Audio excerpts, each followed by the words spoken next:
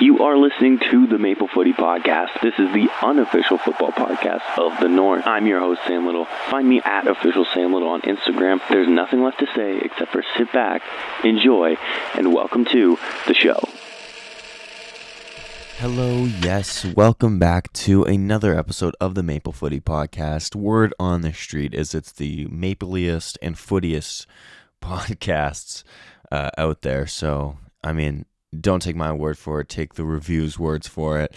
And I won't cite the reviews because they're not real.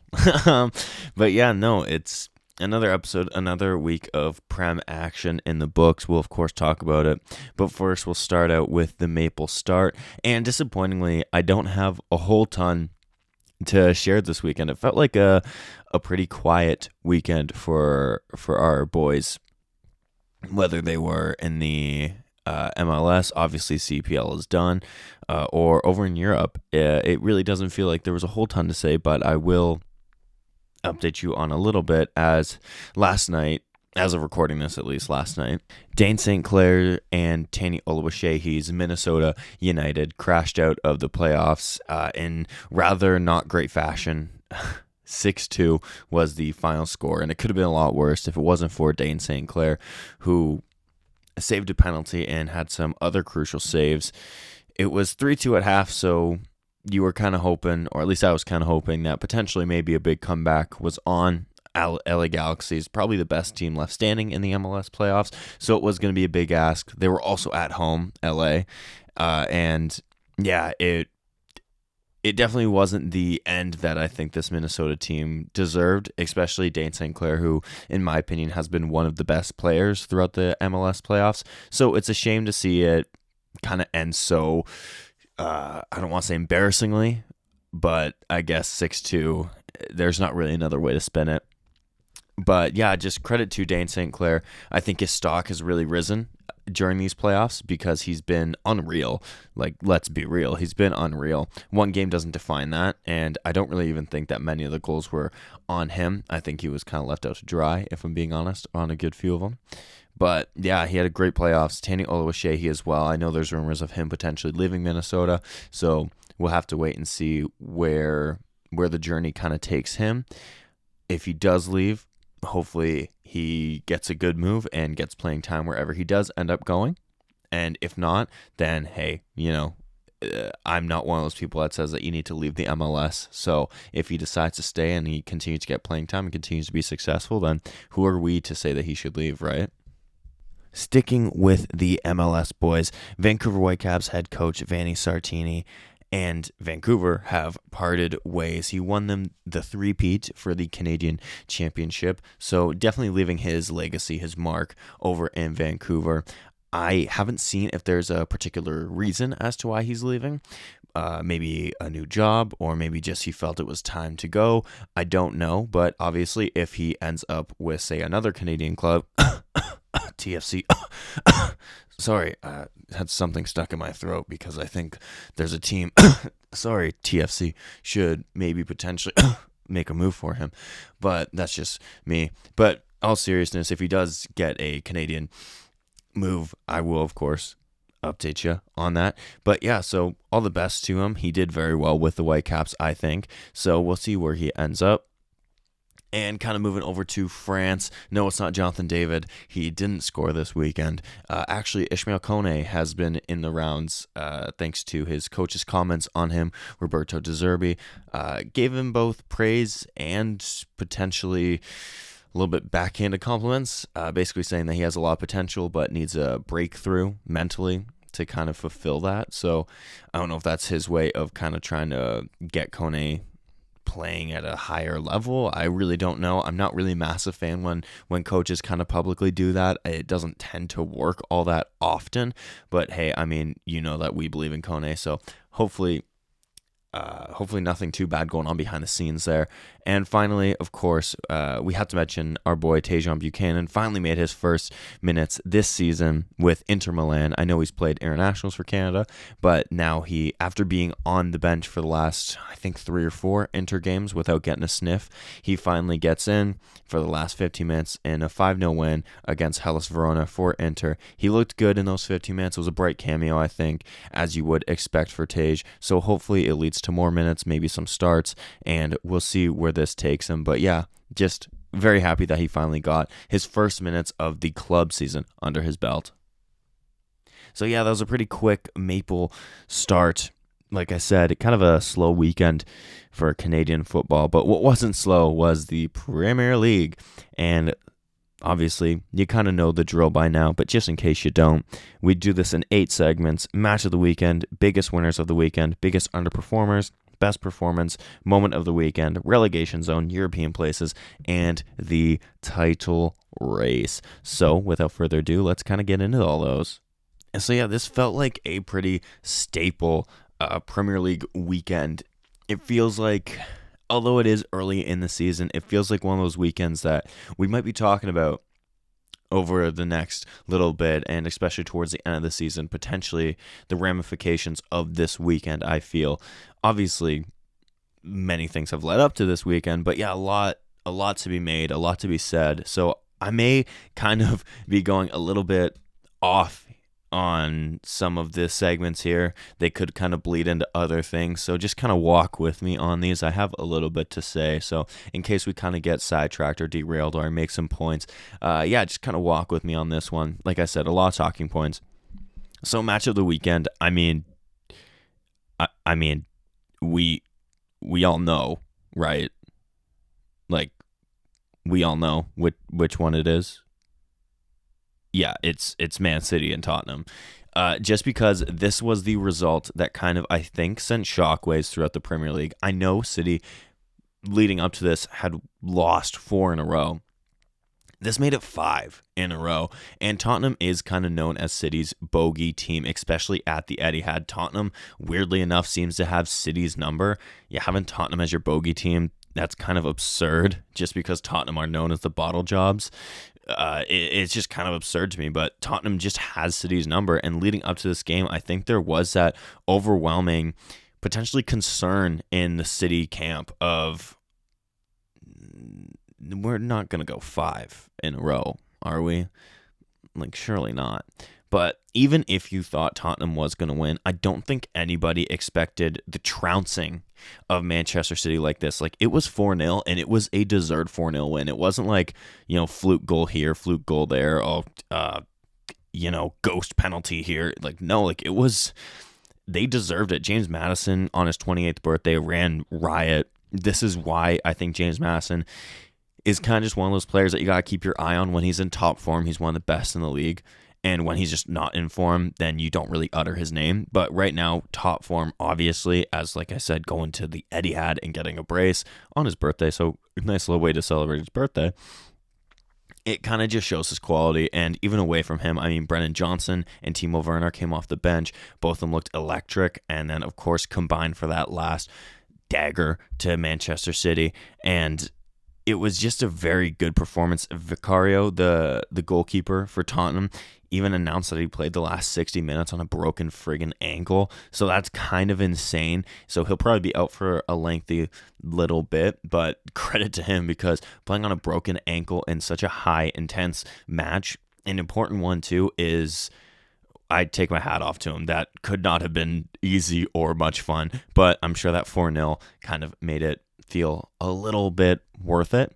But kind of going back to Man City, this is one of these things where I'm going to say walk with me for a little bit, just because I have some things to say on Man City.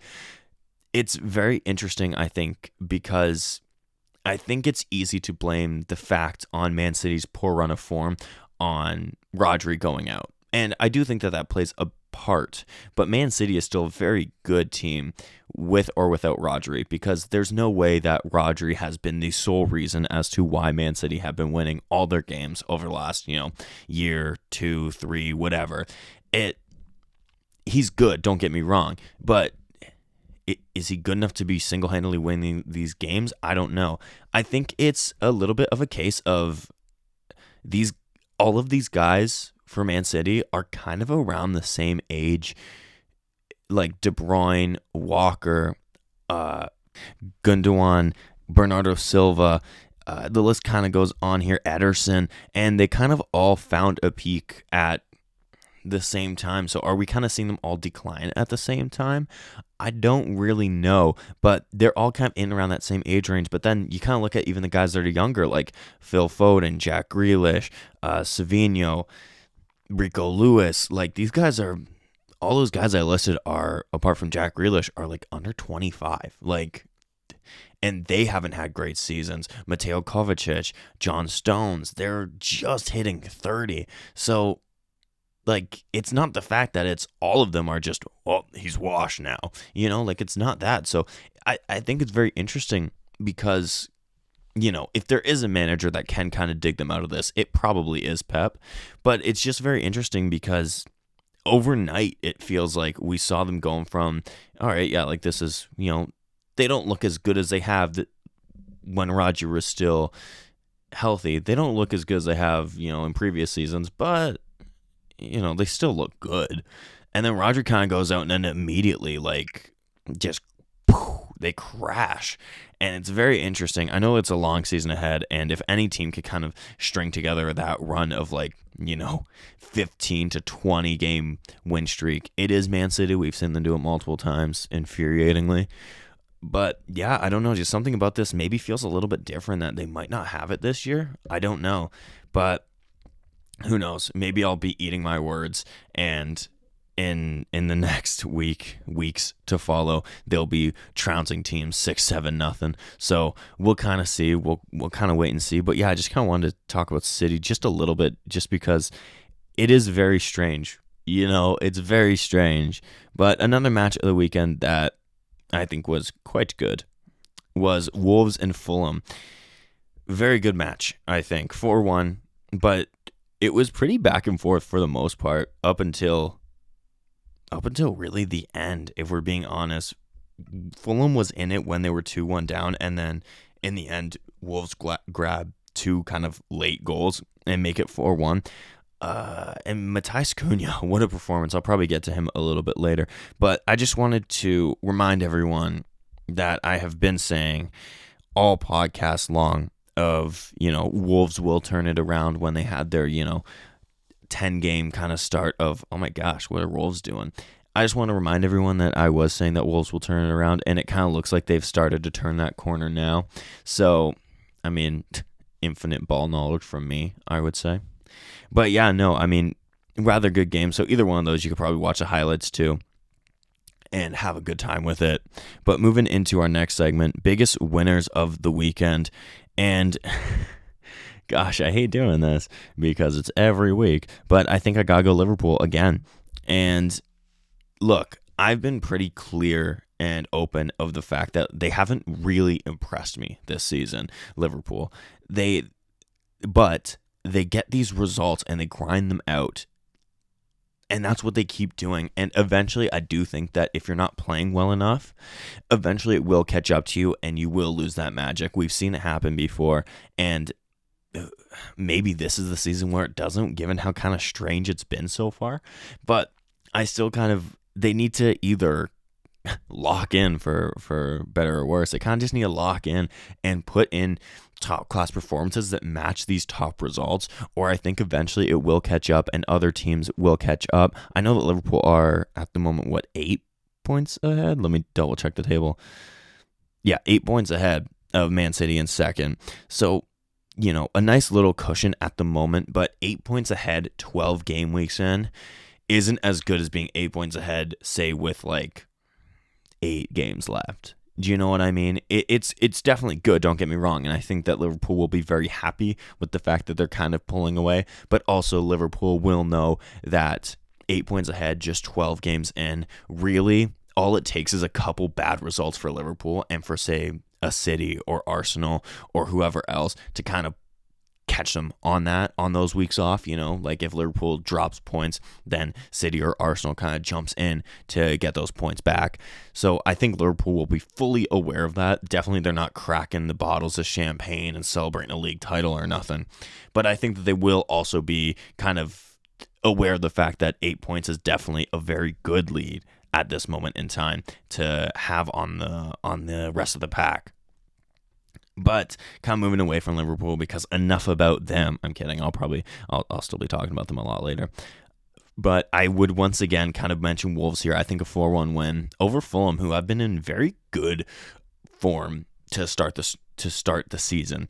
Wolves to kind of lay down the gauntlet and say, you know what, like kind of taking charge of their own season here. This is the last couple games where they've kind of done it. Let me read out some of Wolves' recent results, as I think it kind of just shows that they are turning the corner here. So since they started out the season losing pretty much most games, maybe drawing, but mainly losing. And then come October 26th, really October 20th, I would actually say, when they did lose to Manchester City 2-1, it was a close game. And even the few games before then.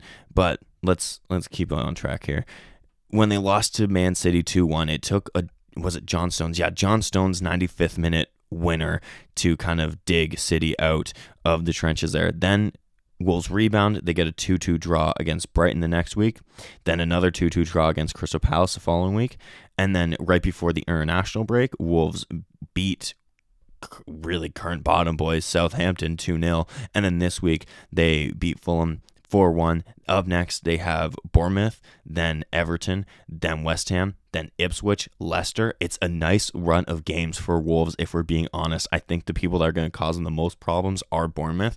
After that, I think Wolves will really back themselves against all of Everton, West Ham, Ipswich, and Leicester. Even United, they could probably honestly get a result from that, if we're being real, depending on how United's new era kind of starts out. We'll have to wait and see. But yeah, definitely those couple of games, I think Wolves will really be backing themselves to be like, you know what? I think we can get stuff here. So I think it just shows that there's been a switch for Wolves, as there tends to be inside of early seasons Wolves. There always seems to be that switch, and it's very interesting because they do it consistently. So I just find myself just always going, how do they always do this? But yeah, no, it just really seems like they've really taken charge of their season. And these next run of games, I think it really does suit them. And they're going to really be backing themselves going into those next few games. So the biggest underperformers of the weekend, we'll kind of move into that. I mean, I've already talked in depth about City, but City definitely are on this list, kind of looking more inside of a title race aspect instead of kind of delving into the team. Kind of look inside the title race, they find themselves 8 points behind and only 1 point up on guys like Chelsea, Arsenal, Brighton.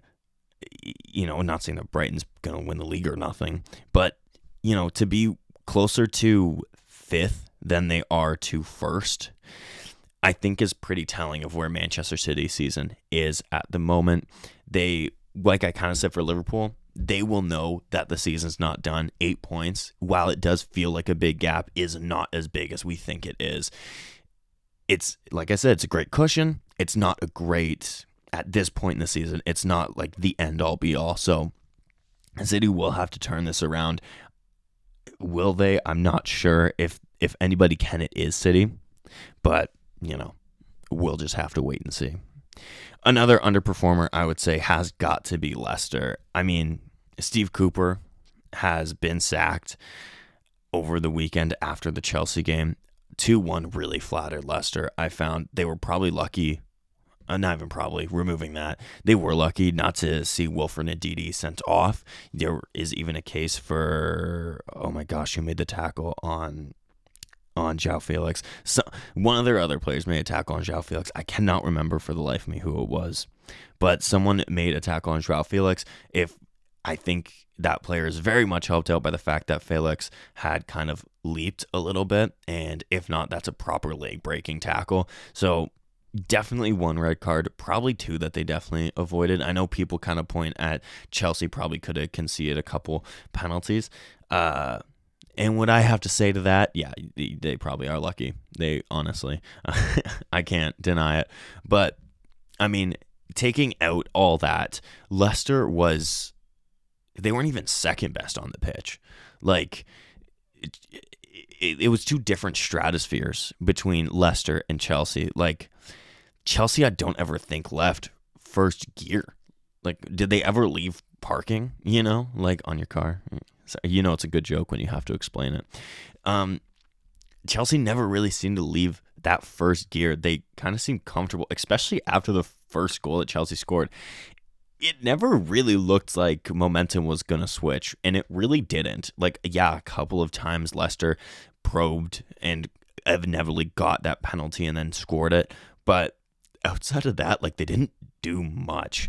And I mean, I do feel for Steve Cooper. I mean, to lose your job 12 games into the season, I think is a bit harsh. I don't believe he was ever the right guy for the job, but also with the fact that Leicester aren't really an attractive kind of team and club at the moment, I don't really know who else you're going to get. Like, you're just going to get a Steve Cooper adjacent guy who's kind of in and amongst those relegation tier managers who you're kind of going to turn to, hope that they can save your season. Like, who do Leicester get now? Big Sam? Tony Pulis? Alan Pardew? Like, these are the managers that are going to be on Leicester's list. Like, unless they're going to go with like a young unknown, like they did with Enzo Maresca last season in the championship. But I don't think that that's going to happen. They're not an attractive club at the moment. They have really like 1.5 good players. Like, I really do like James Justin, and outside of him, I mean, I do like Jamie Vardy. So you kind of go with Jamie Vardy, and outside those two, like, who else do they really have? Like, all due respect, they're not a great outfit at the moment, and I would be hard pressed to see a top manager kind of decide, yeah, I'm going to go to Leicester, I'm going to turn this around. I don't think that they really know what they're doing at the moment, the higher ups, because, yeah, like I said, Steve Cooper probably wasn't the man for the job, but then also, who else do you get? I don't know. Like I said, you're just going to get that other kind of Steve Cooper of, well, he'll try to save us from relegation. And is that what Leicester wants? Probably. I mean, they don't want to go down, but as a club, what do you want at this point? Just a few years ago, you were winning the FA Cup, and then a few years before that, you were winning the league, trying to challenge for Champions League, and then quickly you go from challenging Champions League to getting relegated. And now you're back in the Prem, and you don't look like you belong at all. So I think it's very interesting. And since we're speaking of Leicester and Chelsea, once again, this is one of my walk with me moments here. Nicholas Jackson, I think, has really turned it around. I mean, if you watched Nicholas Jackson last season, you saw a proper player there, but you didn't see a proper striker there. And I'm comfortable in saying that because I know that there are Chelsea fans that would kind of tell you that you don't know ball if you say this. But I'm comfortable in saying that. I think that he was very good for Chelsea play-wise last season, but missed some crucial chances and definitely kind of looked like a young striker. Whereas this season, I think he's really found that confidence. He's found that groove. He's scoring goals. His goal at the weekend, I thought, was superb on his part. It was terrible on Leicester's part. Like, let's be real. I don't know what Wes Faust is doing, but Nicholas Jackson doesn't give up on the ball. Eventually, kind of Enzo Fernandez gets it, lays off to Jackson. That first touch by Nicholas Jackson, if you have time, go watch the goal. That first touch by Nicholas Jackson to take it away from the defender and then side foot it into the net, that is world-class stuff right there. I'm not saying he's a world-class player just yet. I do think that he has some improvement to go, but that is world-class. Like, that's what you see top players do, and to be a top player, you have to do that consistently and really master that. And like I just said, I just want to give a quick shout to Nicholas Jackson because I think he's been great this season, and I just want to see more people talking about it. And since I'm one of those people that can talk about it because I bought myself a microphone, I will talk about it. But moving into best performance, we're kind of going to stick with that Tottenham City game. Tottenham as a whole.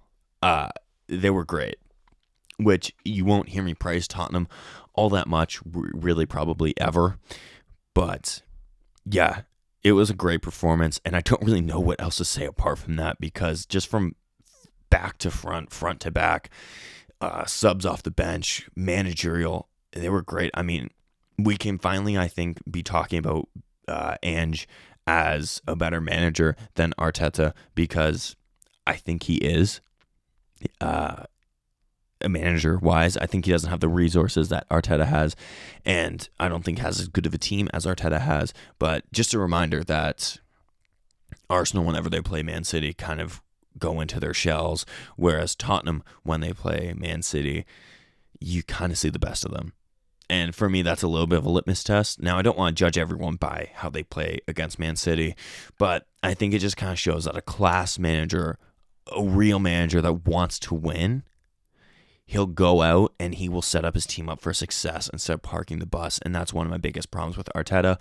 And I think that's what kind of impressed me most about Ange, whether it's positive or negative, because there have been times where Ange probably shouldn't be playing the brand of football that he does. But then there are times where that brand of football is working and it's in full effect, and it was in full effect against Manchester City. So just for that alone, I have to give best performance of the weekend to just Tottenham as a whole. I know I kind of typically try to give it to a player, but just Tottenham as a whole. But speaking of a player that I will kind of give it to this weekend, Matheus Cunha ran the show for Wolves at the weekend. I mean, he's a class player. He leaves with 2 goals and an assist. Sorry, I was just making sure that I didn't have that backwards. He was with 2 goals and an assist at the weekend. Absolutely crucial for Wolves. This guy kind of has everything in his locker, I find. He's such a creative spark. He has very good distribution, very comfortable on the ball, but very good off the ball too, kind of roaming around in those pockets, kind of getting a feel for the game, making space for his other teammates. He's a very good player, and I mean, I hope he's one of those Wolves players that if he does, say, leave, I hope he doesn't just go off to Saudi. I'm looking at you, Ruben Neves. Thank you for breaking my heart going to Saudi, because I always backed Ruben Neves. But yeah, no, Matheus Cunha, sorry. Back on track here. Matheus Cunha had a great game, and yeah, if he does want to leave Wolves, there aren't any rumors that I've seen, so this is just me just speculating. If he does leave Wolves or want to leave Wolves, I do think there will be a number of suitors for him, because he has had a very good season, even when Wolves say haven't been at this moment in time. And 7 goals, 3 assists on the season. That's pretty good for a team, for a guy in a team that's been really struggling to start off this season. So yeah, just very good performance to Cunha. So now moving into our moment of the weekend. Do I say it again? Yeah, I think I say it again. Yeah, the Tottenham beating Man City, I would say, is probably just the moment of the weekend, just because I feel like it really opens up this league in a way that hasn't been open in a long little while. I can't remember the last time. I mean, I know Arsenal was up on City a lot, not last season, but 2 seasons ago. They're up on City by like a lot of points, but it never really felt like, to me at least, it never really felt like City was out of it. And I'm not saying City feels out of it. It's just a different feeling. I don't know how to explain it. It's a different feeling when it's Liverpool and City, because it really feels like Liverpool could go out and do this. Whereas with Arsenal, it kind of feels like smoke and mirrors. Whereas with Liverpool, it feels like they can actually do this. And it just really feels like this league has been opened up in a way that hasn't really felt opened up since the last time it was a City-Liverpool title race. Like I said, I've been saying it all episode, 8 points is it's not going to guarantee you a league title at this moment in the season, but it just really feels like this season has really become extremely open, and that it could be someone else's year other than City, because you have City kind of really dwindling at the moment. You have Arsenal finding their winning ways this weekend against Nottingham Forest. Chelsea, Tottenham, they're playing very good right now, and I think it's very exciting for the league. It makes it just so much more fun to watch. And I know I'll probably be playing this clip at the end of the season when City inevitably wins the league by 100 points or some shit like that. Oh, sorry, I probably shouldn't say that. When City wins this league by a ton of points, and we'll kind of look back on this weekend and go, oh well. it was some nice hope. But yeah, no, I just really feel like this kind of opened up the league in a way that hasn't been open before. And just for that alone, that result, the 4-0, kind of becomes my moment of the weekend. Another moment of the weekend, I would say, would be one, Omari Hutchinson scoring against Manchester United, just because I think a lot of people had written Ipswich off in this one. 2 minutes going down to Manchester United, and new manager bounce. We all know it's a thing. So you're kind of sitting there going, oh, this could be real bad for Ipswich. But no, Omari Hutchinson, who's a very good player, by the way. He's a class young player coming from Chelsea. And I don't think he ever played a proper game for Chelsea. He might have. If he did, it wasn't many. But yeah, no, came from Chelsea, also Arsenal. So he's got abundance of talent, and I believe this is first of the season. Let me check that. Yes, it is. It's his first of the season, and what a time to kind of score it. You know, you're kind of going against this Manchester United team that's looking hungry, looking like they want to set things straight under the new manager, really get things off to a good start, and then Omari Hutchinson scores a great goal, and Ipswich ends up seeing out that result. So I know I've probably been pretty biased to Ipswich in these moments of the weekend because I think I've given them a good few, but I don't know, just something about this Ipswich team. I really want them to stay up. I just think it'd be a great story. And of course, my final moment of the weekend is just that Premier League football is back, and we don't have any scheduled international breaks until March. And as someone that actually I kind of live on both sides of the fence for this one.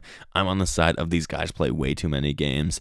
And then I also live on the other side of, yeah, but like I really want to watch Canada play in these international games. So I kind of have my cake and eat it too, because these guys do play far too many games. And the fact that I think we've had 2 or 3 international breaks already. Yeah, we've had one per month, September, October, November. We've had 3 international breaks to start this season.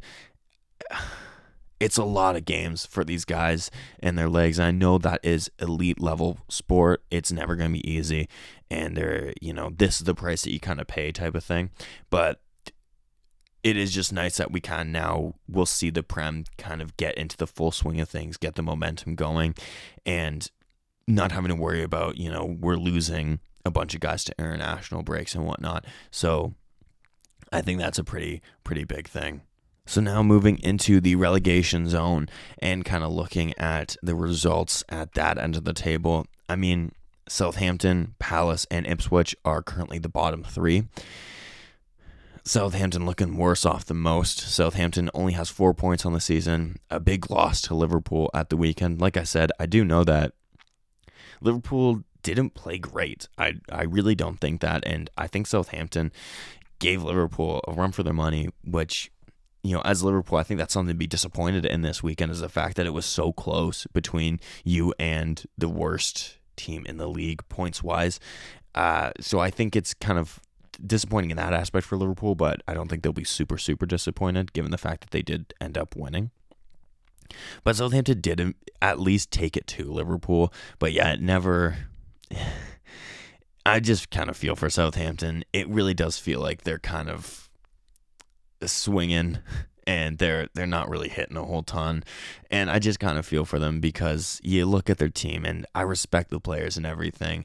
It just doesn't look like a team that's going to be staying up, which is a shame because Southampton is a very good club and they do have some good players and they have a good fan base. So it is a shame, but I just really don't see how they turn this around. I really don't.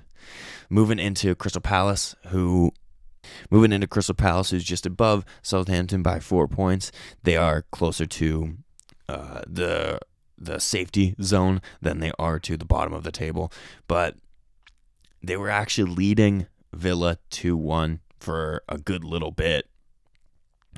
A missed penalty by Yuri Tielemans, and then just a minute or so later, Palace scores to make it 2-1. You're kind of, if you're a Palace fan, of course, you're kind of really hoping that they see that out.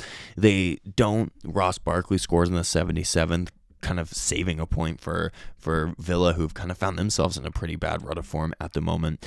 But Palace feels like a team, kind of like Wolves, that can turn this around. They have the quality. Like, just looking at their starting lineup, they got guys like Mitchell, Gurhey, Chalobah, Henderson, Mateta, Sarr, like they have a good lineup, and then you're bringing in guys like Nathaniel Klein, Jefferson Lerma, who are all very talented. Of course, I believe that Eze is hurt at the moment, and for me, he is probably their best player, so he is a miss, but I do think that Palace, kind of like Wolves, will be turning this around, but we'll have to wait and see. I'm less confident in Palace than I am in Wolves. But moving up ahead of Palace, I already kind of talked about them, but Ipswich, kind of a big point, I would say, for them against hungry, you would hope, Manchester United.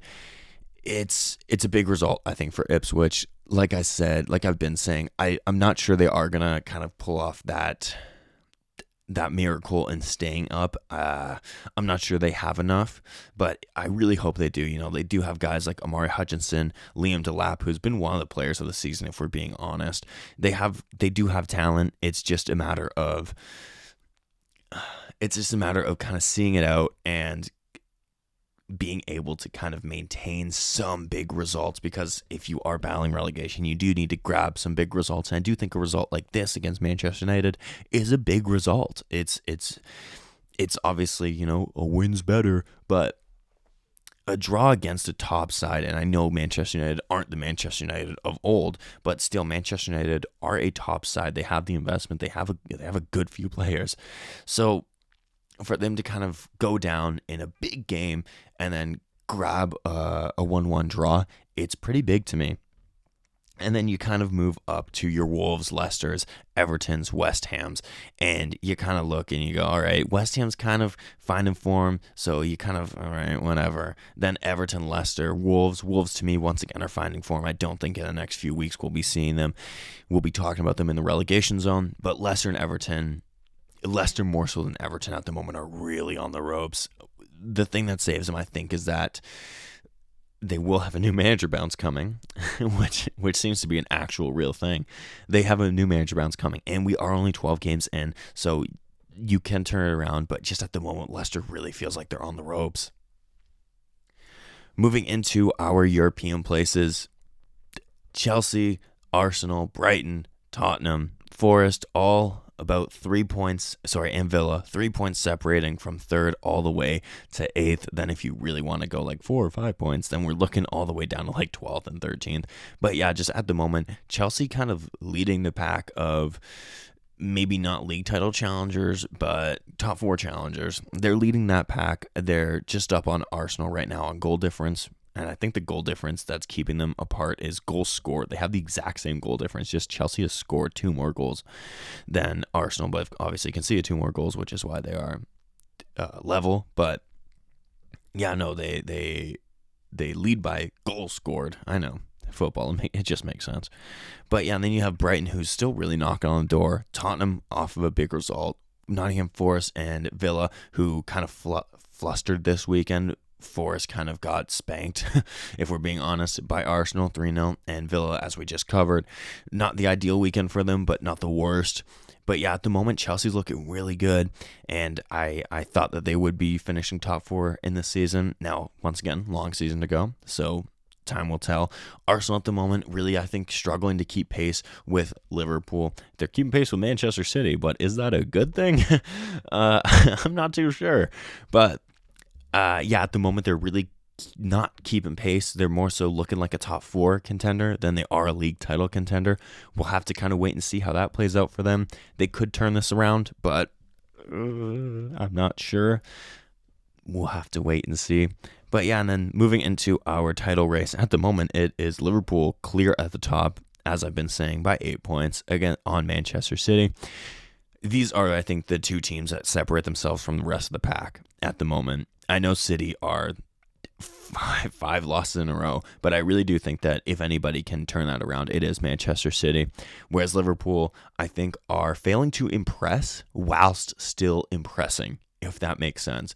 They aren't impressing me, really, when I watch them all that much. They don't look great, but They are grinding out results, and that's what champions have to do. The thing is, champions don't do it every single game. Champions have games where you go, okay, that's a champion's game.